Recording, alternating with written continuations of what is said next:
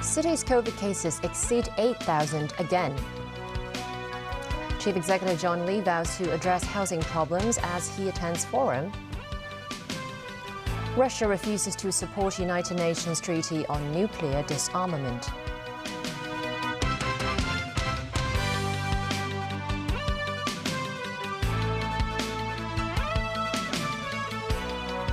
Good evening and welcome to TVB News. The city reported 8,457 coronavirus cases, most of them local.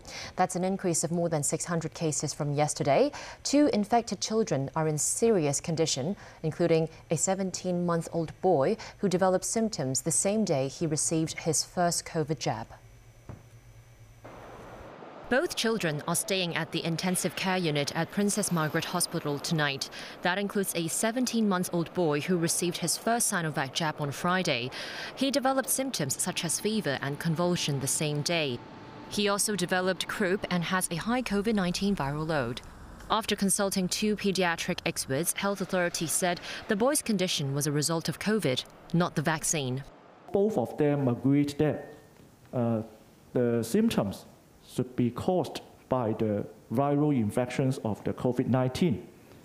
And there was no documentation or no history that the COVID vaccine can give rise to COP. At the same time, the patient was found to have COVID CT value 23.6 just a few hours after the COVID infection. So it is very likely that the patient got the infection before the vaccination. Another child, a 10-year-old boy, tested positive using RAT on Monday.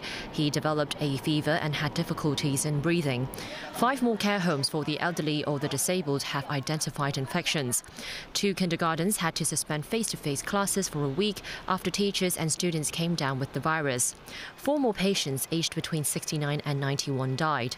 Currently, about half of the COVID cases involve the highly transmissible BA.5 strain, and the hospital authority will provide between 2,500 and 5,000 beds to cater to the expected increase of cases. Chief Executive John Lee today called for the public's cooperation in fighting the pandemic. Protecting the high-risk group and also ensuring the public health system can function. If that 2 factors are well controlled, then there's room for us to allow activities to go about as much as possible. In order to achieve that, everyone has to play their part. If we can all work together and then the government's strategy of doing precision measures in accordance with risks, then there is no need for us to do extra work about social distancing. John Lee will visit Guangdong province next week to discuss pandemic control. Secretary for Education Christine Choi said full-day in-person classes may not be allowed in schools if the COVID situation in Hong Kong gets worse. The Education Minister called on students not to go to crowded places and to undergo rapid antigen tests over several days before the new school term starts next Thursday. In order to boost the inoculation rate among the student population, Choi said there will be prizes for schools which have achieved a high vaccination rate. Chief Executive John Lee today attended another session of the Policy Address District Forum. He said that he would address the housing problem facing the city with clear measures in his upcoming policy address in October. Christy Khan with details. Leading a team of senior government officials, Chief Executive John Lee today attended his second Policy Address District Forum with around 110 representatives from different sectors joining the section. Several representatives expressed concern over the city's housing problems. This social worker asked if it was possible to install stair climbers for elderly residents living in old buildings with no lift. Lee said the housing problem is always the top priority, and he will offer practical and clear measures to address the issue in his upcoming policy address. In his last Policy Address District Forum, the CE mentioned that Hong Kong had to recruit more talent. Some attendees are concerned about the city's brain drain. 咁如果我係呢2年畢業嘅學生咧，我可能都會選擇離開香港，因為真係。This doctor said he would also choose to leave Hong Kong too if he was a fresh graduate. 政府咧每一次都係諗。And a representative of ethnic minorities said the group doesn't want to receive a helping hand all the time. He said ethnic minorities in Hong Kong want to contribute to the society too. 係呢個人負責呢個區域嘅地區民生工作。Some people, meanwhile, criticized government bureaucracy, saying the department always takes a long time to process inquiries and projects.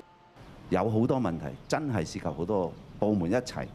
Lee said that it is sometimes difficult to identify which departments are responsible for some issues, especially when multiple parties are involved. Christy Khan, TVB News. Secretary for Environmental and Ecology Tse Chin-wan said authorities will step up their anti-rat efforts and introduce new methods to enhance efficiency. Based on an experimental run, Tse said it was more efficient to catch multiple rats with a new method, using buckets filled with alcohol to kill the rodents. Tse said residents of a public housing estate in Ho Man Tin tried this approach for about 6 months, and there was a 50% drop in complaints related to rats. Overseas now, Russia has blocked the agreement on a review of a United Nations treaty key to nuclear disarmament. Moscow wanted changes to the treaty that criticized Russia for its military takeover of the Zaporizhzhia nuclear power plant in Ukraine. Colleagues, Russia is the reason we do not have consensus today. The last-minute changes that Russia sought were not of a minor character. They were intended to shield Russia's obvious intent to wipe Ukraine off the map. Russia is the one that has invaded a sovereign country in violation of the UN Charter, and Russia is the one whose war puts Europe, Ukraine, and its own people at risk of a radiological disaster. Yan Huang, France's representative, read a statement on behalf of 56 countries and the European Union, reaffirming unwavering support to Ukraine.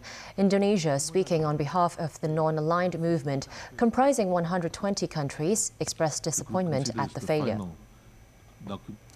Energy has become a powerful economic weapon in the war between Russia and Ukraine, with Moscow in a position of strength. But London has vowed to fight back, even though household energy bills in Britain are expected to see an 80% increase. Nazvi Karim reports. Russian shells may be falling thousands of miles away, but Britons are feeling the economic fallout of Vladimir Putin's invasion of Ukraine.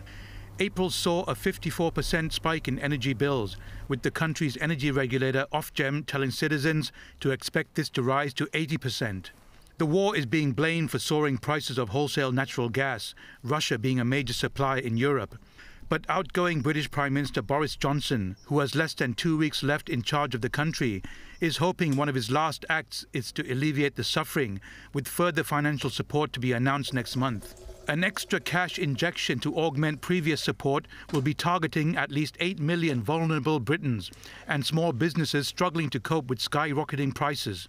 There's a pipeline of cash coming through over the next few months and through the autumn and the winter. But that is clearly now going to be augmented, increased by extra cash that the government is plainly going to be announcing in September. The long-term goal is to diminish Moscow's power to use energy as a weapon, with Britain's Chancellor of the Exchequer, Nadim Zahawi, looking for ways to reduce reliance on Russian gas while urging Britons to conserve energy. The reality is that we should all look at our energy consumption. It is a difficult time. There is war on our continent.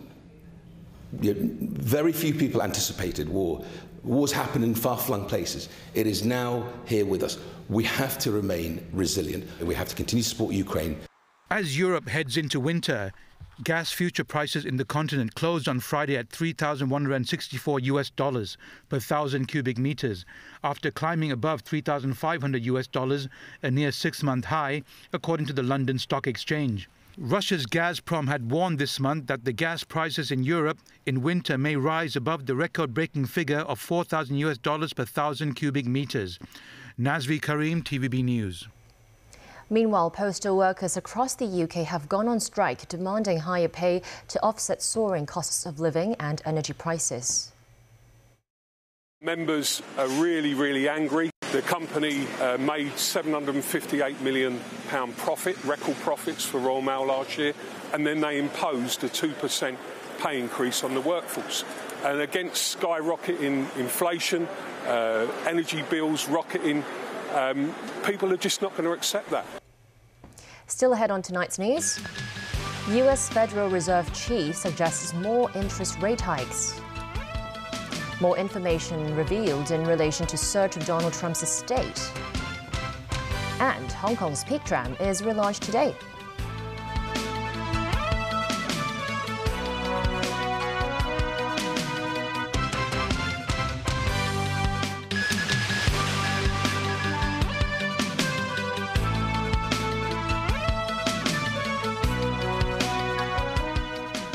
Welcome back.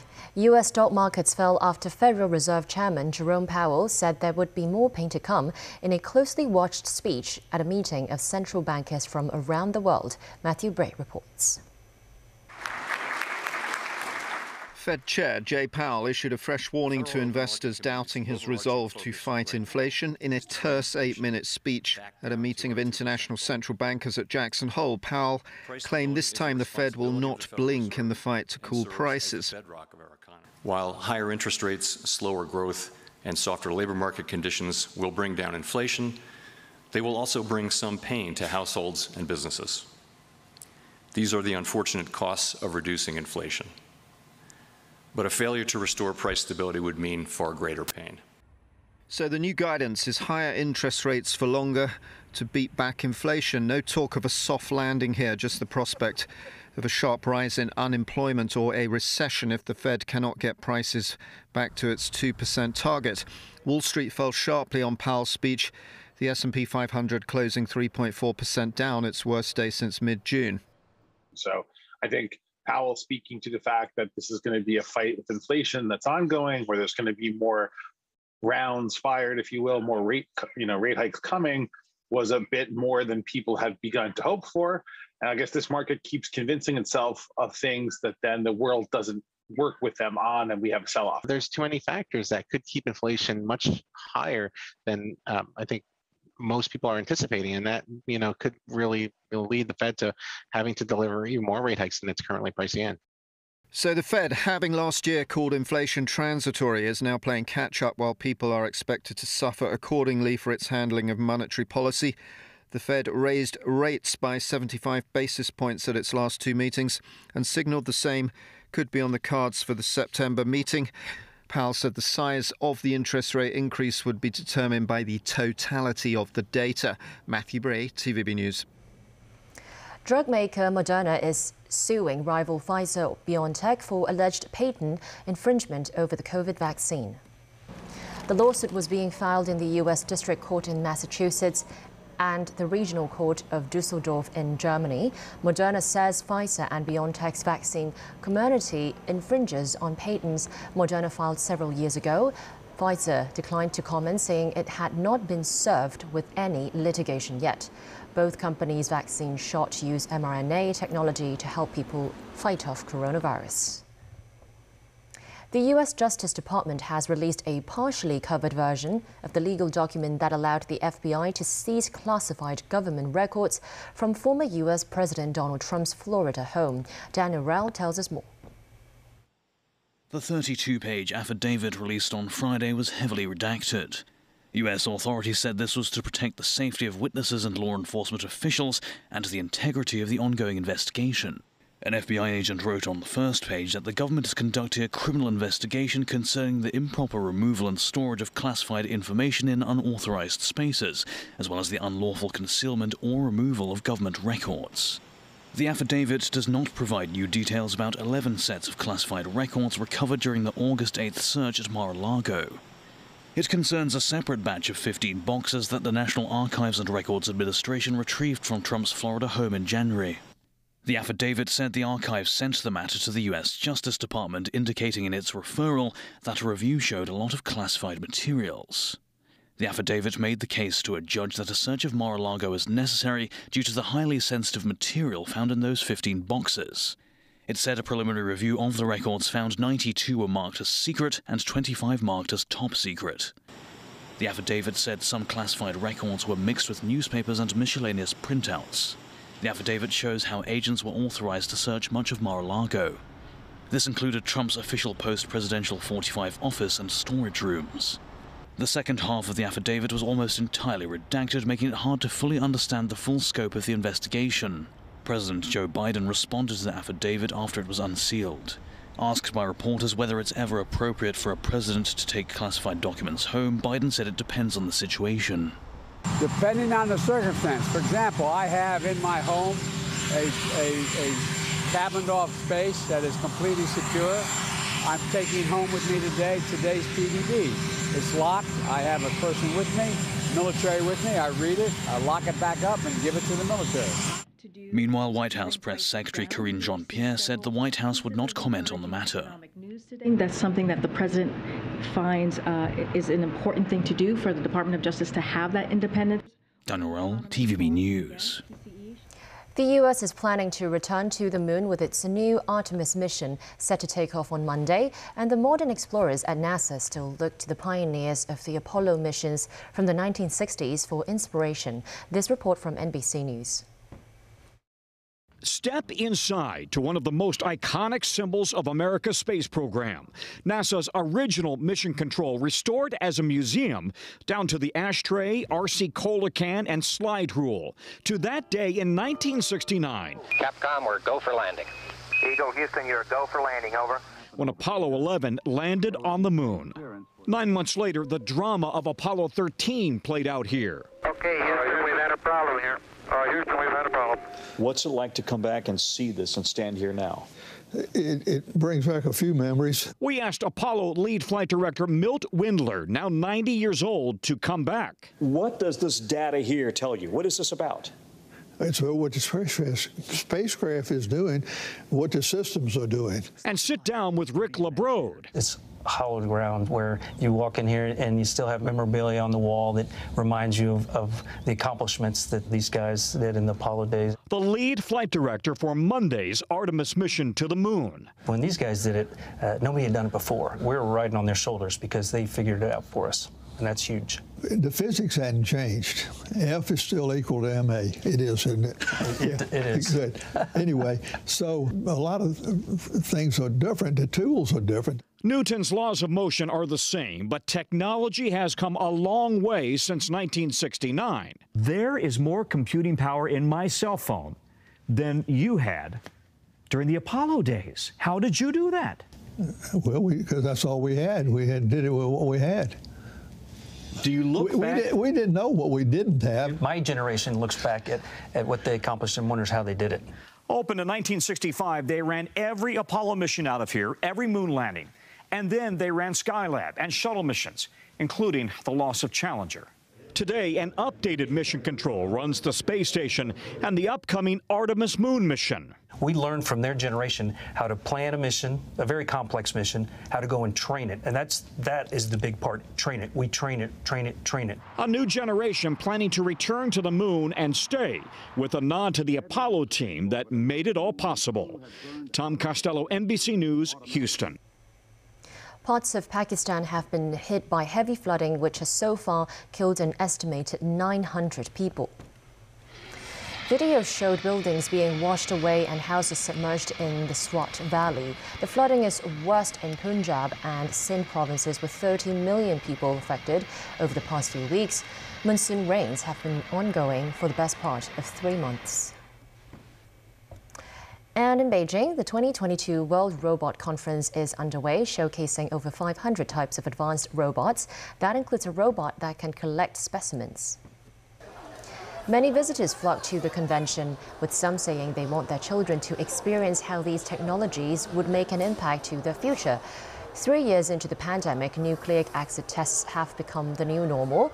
An exhibitor showed off this all-in-one robot, which does everything from collecting specimens, laboratory tests, to handling wastes. The entire process takes 45 minutes at most. The revamped iconic Peak Tram and its terminal resumed service today. Many passengers thought the ride was more comfortable than before, despite ticket prices having soared by 60%. After a year or so of renovation, the Peak Tram welcomed passengers once again. This sixth-generation tram got rid of its previous burgundy colour and has changed into a vintage shade of green. From now on, the tram can accommodate up to 210 passengers. That's almost 100 more people it could previously handle.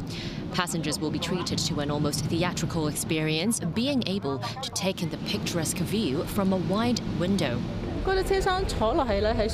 This passenger said the carriage is bigger now, which makes the ride more comfortable.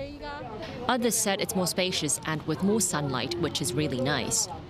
Having served on the Peak for 130 years, the Peak Tram bears much historical significance, which also brings back a lot of memories for some passengers, like this woman who used to work on the Peak in the 60s.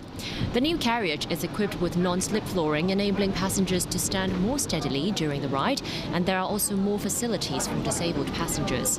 Still, the Peak Tramways company noted due to electricity issues, air conditioning can't be installed inside the carriages, but their ventilation has been upgraded.